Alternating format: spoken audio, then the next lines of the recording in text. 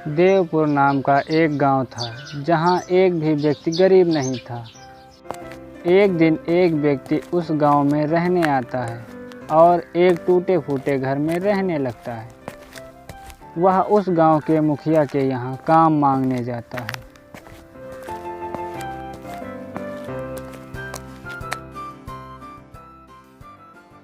अरे भाई, तुम कौन हो? इस गांव के तो नहीं लगते, कहाँ से आए हो? मैं पास के ही गांव में रहता हूँ, अब सोच रहा हूँ यहीं बस जाऊँ। लेकिन तुम यहाँ रहोगे कहाँ? मुखिया जी, मैंने गांव के किनारे एक टूटा घर देखा है, वहीं रहूँगा। तो तुम उस टूटे फूटे घर में रहोगे? ठीक है, रह लेना। लेकिन एक बात बताऊं, तुम इस गांव में ज़्यादा दिन तक नहीं रुक पाओगे। लेकिन ऐसा क्यों मुखिया जी? ऐसा इसलिए कि इस गांव में कोई व्यक्ति गरीब नहीं है, बस एक तुम ही गरीब हो। गांव वाले तुम्हें इस गांव से निकलवा देंगे। हाँ। अरे मुखिया, बस इतनी सी बात। मुखिया जी, मेरे पास बहुत सारा धन है, तो आप मेरे गरीब होने की चिंता ना करें। मैं उस टूटे घर को नया और सुंदर बनवा दूंगा। तो तुम मेरे पास क्यों आए हो? मुझे लगा तुम काम की तलाश में आए हो। जी मुखिया जी, आप बिल्कुल सही समझे। जब मैं घर बनवा लूँगा तब मुझे कोई काम या कोई रोजगार करना पड़ेगा, इसीलिए मैं आपसे सलाह लेने आया था। अच्छा ठीक है, मेरी ज़मीन पड़ी है बाज़ार में, तुम उसे खरीद लेना। मुखिया जी, एक सहायता और कर दीजिए। मुझे बताइए, घर बनवाने के लिए आदमी कहाँ से मिलेंगे? वो तो गांव के बाहर से मंगवाने पड़ेंगे। तुम चिंता मत करो, आज तुम किसी तरह उस घर में निकाल लो। मैं कल तुम्हारे यहाँ आदमी भेज दूंगा घर बनाने के लिए। जी मुखिया जी, आप जैसा कहें। यह कहकर लक्ष्मण वहाँ से चला जाता है।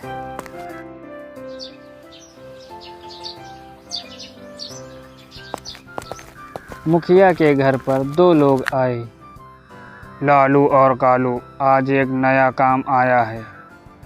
कौन सा काम मुखिया जी?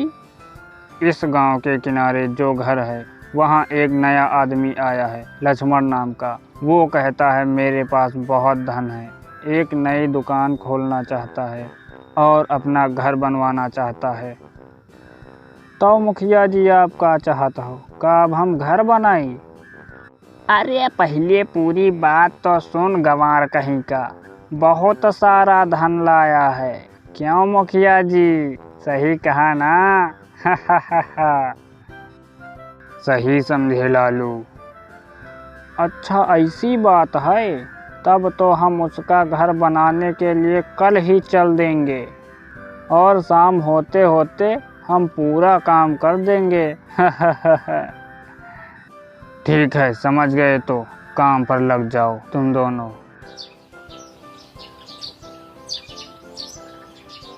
अगले दिन लालू और कालू लक्ष्मण के घर के सामने खड़े हो गए। भैया लक्ष्मण, ओ भैया लक्ष्मण, हम लोगों को मुखिया जी ने भेजा है। तभी दरवाज़ा खुलता है और लक्ष्मण, हाँ भैया, मैं ही लक्ष्मण हूँ। यही घर मैंने खरीदा है, बस इसे अच्छा सा बना दीजिए। आप चिंता ना कीजिए, हम लोग आपके घर को एकदम चमका देंगे। ठीक है भैया, आप पैसे की चिंता मत करना, मैं काम होने के बाद आपका पैसा दे दूंगा। लालू और कालू घर के अंदर जाकर देखते हैं तो वहाँ एक बक्सा रखा था। ठीक है, चलो काम शुरू करते हैं। हाँ हाँ, आप दोनों काम कीजिए। आपको कोई ज़रूरत पड़े तो मुझे बता देना। जी भैया जी, बता देंगे। दोनों काम करने लगे। काम करते करते दोपहर हो गई। दोपहर हो गई है भैया, अब आप दोनों कुछ देर के लिए आराम कर लीजिए। मैं आपके लिए कुछ खाने के लिए ले आता हूँ। हाँ भैया, भूख तो बड़ी जोर की लग गई है। आप जाकर कुछ खाने के लिए ले आएं, तब तक हम कुछ थोड़ा और काम कर लेते हैं। ठीक है, अब मैं जाता हूँ।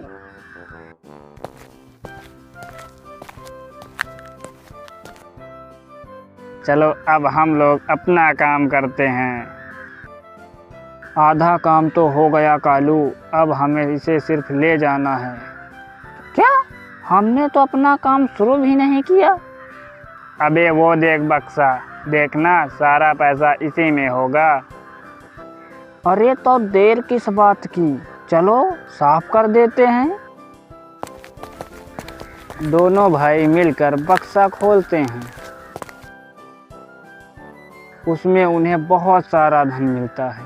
दोनों बक्सा लेकर वहां से भाग जाते हैं।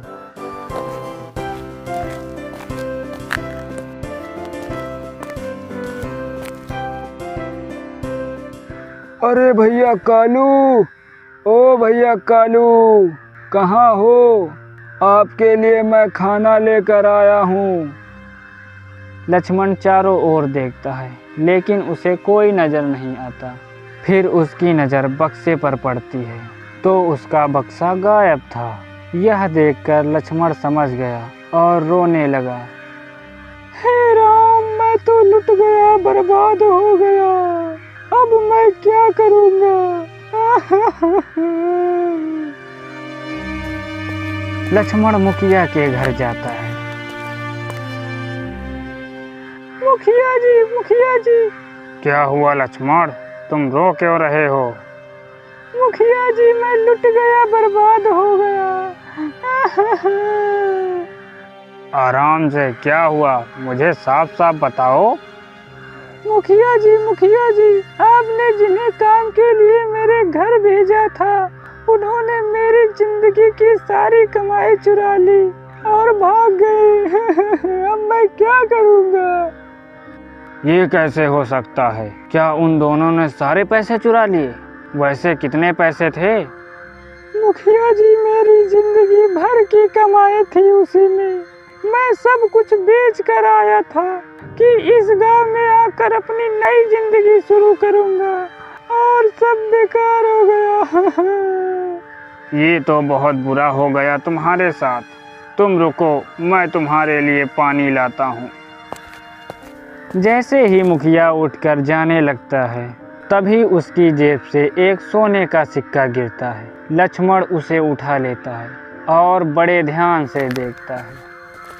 अरे मुखिया जी, ये सिक्का तो मेरा है, यानी आप भी इस साजिश में मिले हुए हो।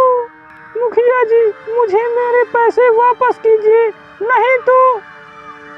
हा। अच्छा, तो तुम जान गए हो, कोई बात नहीं।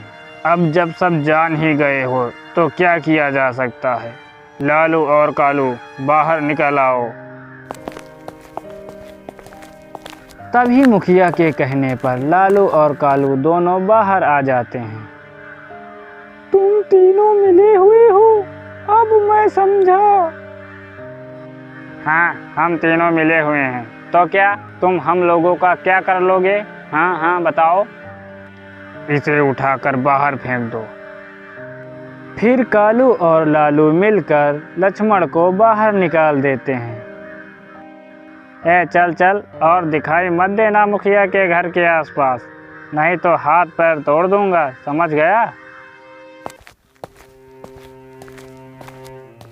लक्ष्मण रोते हुए जंगल में जाकर एक पेड़ के नीचे बैठ गया।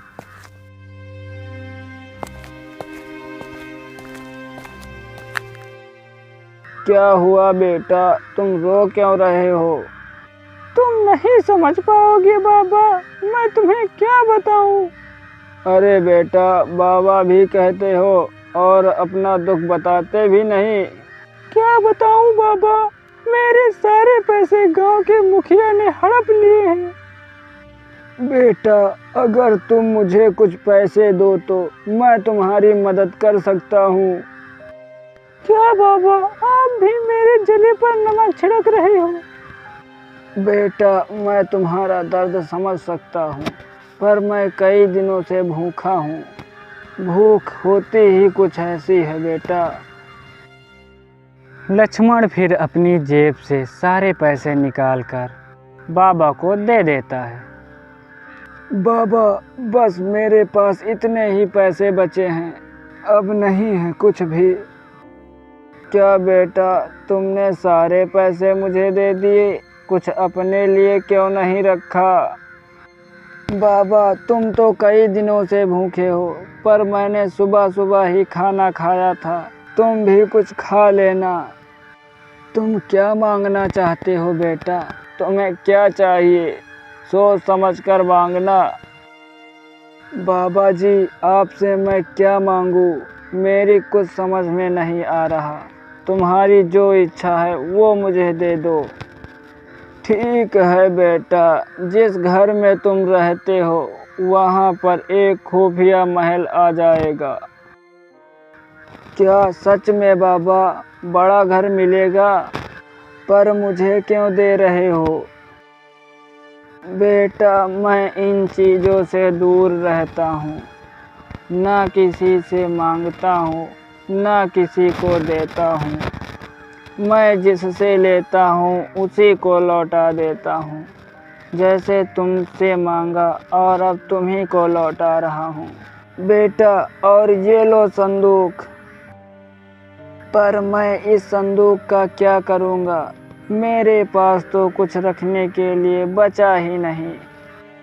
बेटा, इस संदूक में बहुत सारे पैसे हैं और ये पैसे कभी ख़त्म नहीं होंगे, और अगर तुम्हारे अलावा किसी और ने इस संदूक को खोलने की कोशिश की तो वह इस संदूक में बंद हो जाएगा।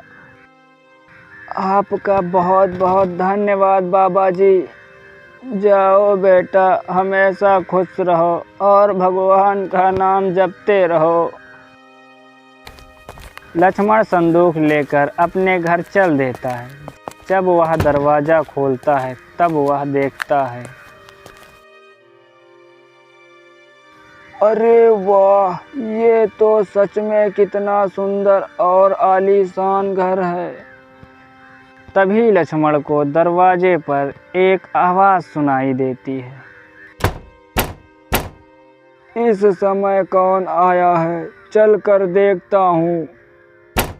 दरवाज़ा खोलते ही लालू और कालू दोनों घर के अंदर चले आते हैं।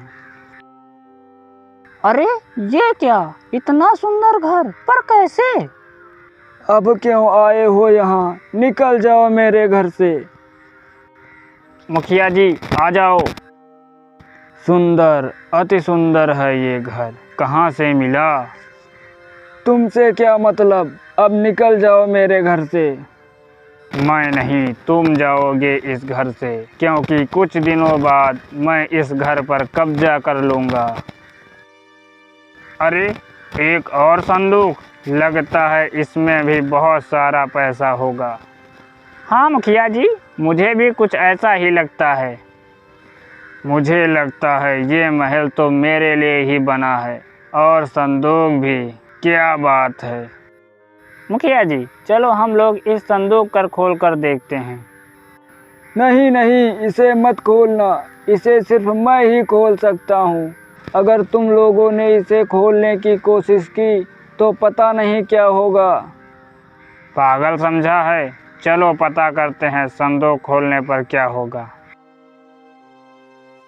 इतना कहकर तीनों संदूक खोलते हैं। जैसे ही संदूक खोलते हैं, संदूक उन्हें अपने अंदर खींच लेता है और फिर लक्ष्मण खुशी खुशी अपने घर में रहने लगता है।